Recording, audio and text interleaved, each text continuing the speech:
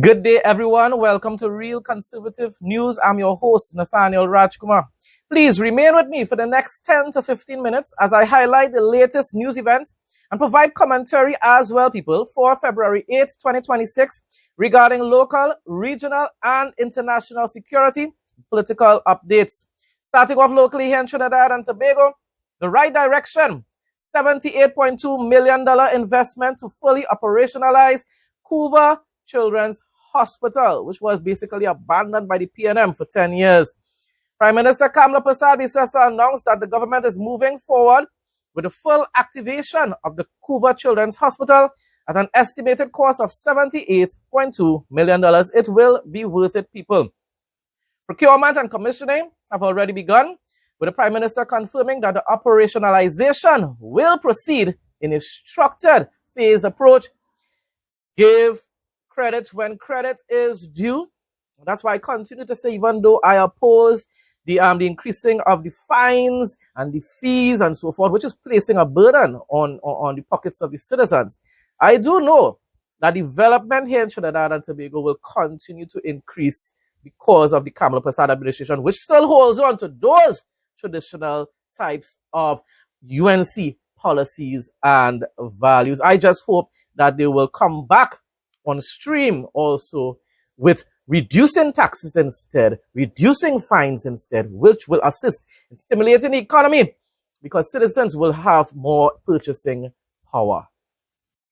This hospital is now part of our national solution with respect to healthcare. On December 1, 2025, the first pediatric specialist clinic was held right here. Since then, children have received care in pediatric neurology, rheumatology, neonatal care, and endocrinology, and pediatric cardiology.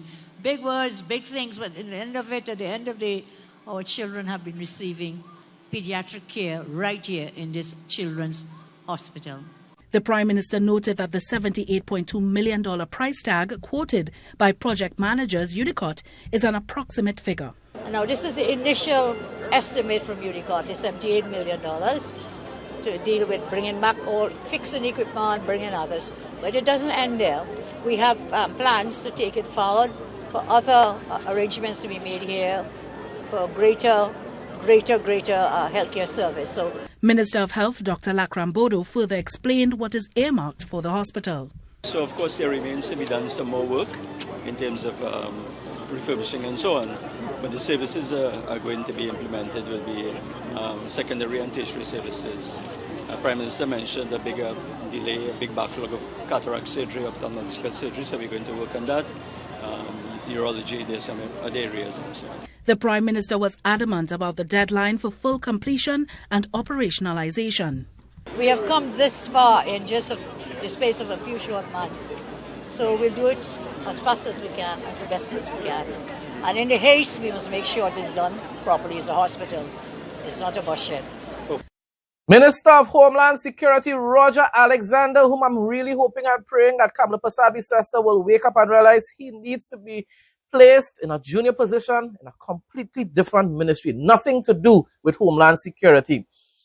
Minister of Homeland Security Roger Alexander is once again reassuring the public that the police-involved shooting which claimed the life of Joshua Samaru on January 20th will be properly investigated. You're right.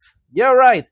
He was speaking to reporters at a Carnival Fitness burnout in Tunapuna on Saturday morning. My response: this man, Roger Alexander, wants to prohibit citizens from publicizing videos of TTPS misconduct while on duty.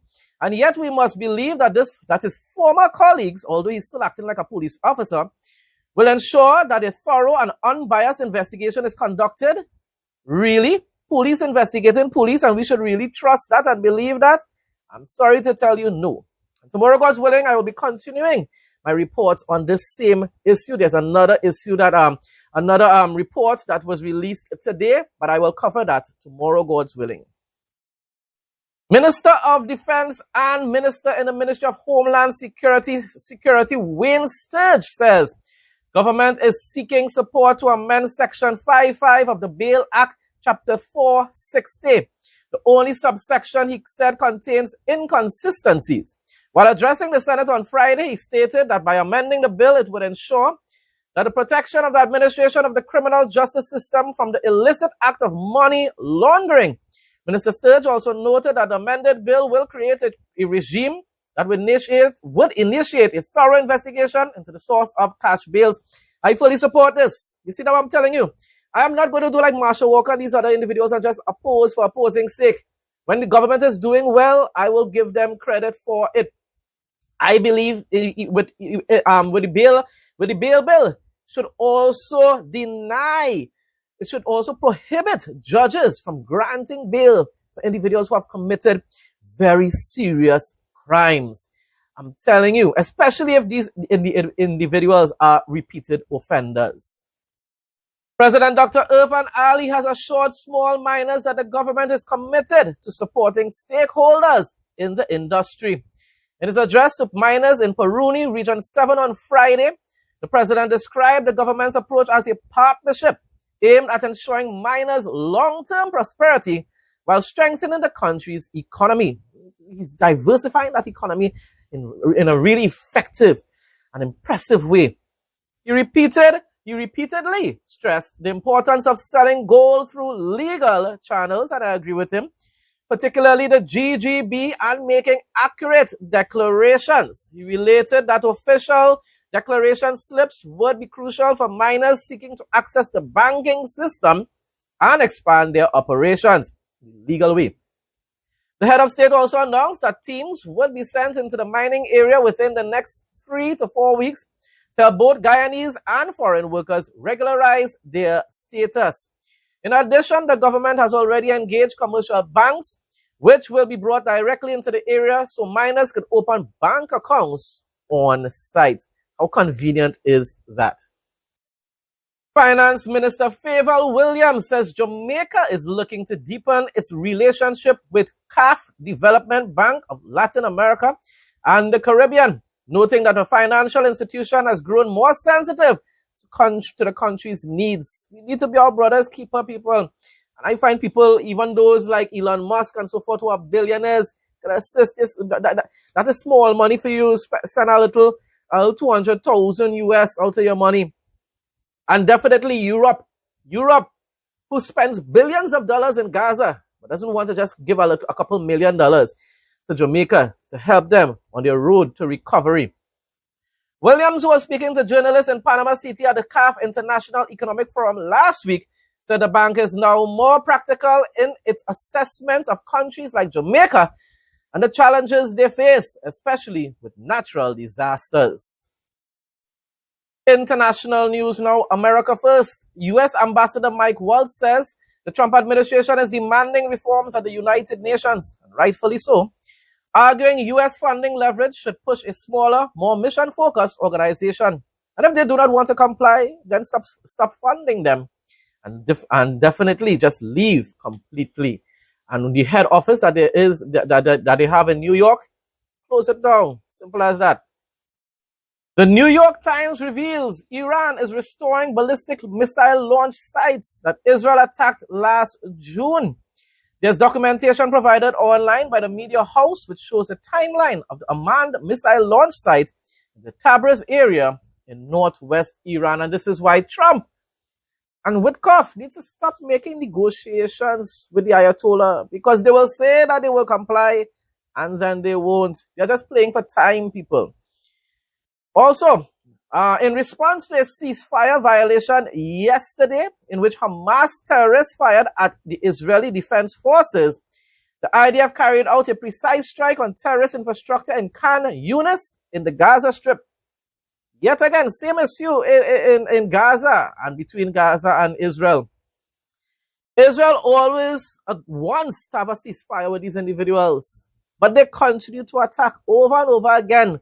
Whereas in the PA area, in the so-called West Bank, or in Gaza, while Israel is seeking peace, these individuals continue, even though they say they agree with a ceasefire, they continue to attack. And this is why the job needs to be finished by both Israel and by Trump. Closing off now with the interesting facts segment. If you've been looking for a reason to clear your schedule, visit home, science has just given you the ultimate one. Recent research suggests that the frequency of your visits and the quality of the time you spend with your parents, your mom, your dad, can have a direct impact on their lives, on their lifespan. A study from the University of California, San Francisco found that loneliness is a significant predictor of functional decline and even increased mortality rates in older adults. By simply showing up and being present, you aren't just making memories, you're actively contributing to his or her long-term life. Now, isn't that a wonderful, interesting fact? And it always amazes me how Americans, especially their culture, the children usually end up going, leaving and going far away from where their parents live. I mean, sometimes it's maybe necessary or whatsoever, but still. I mean, here in Trinidad and Tobago, even though it might happen, it's just still a few miles away so that they can still visit often. In cases like in America, a lot of the times you have to fly from one state to the other just to be able to visit your parents. And that's a little, I don't know, a little strange. And as I said before, I mean, I know it's a large country. America is a large country, and that's why it happens at times. But to me, I still find it's a little, I don't know. It's something that I just find a little concerning.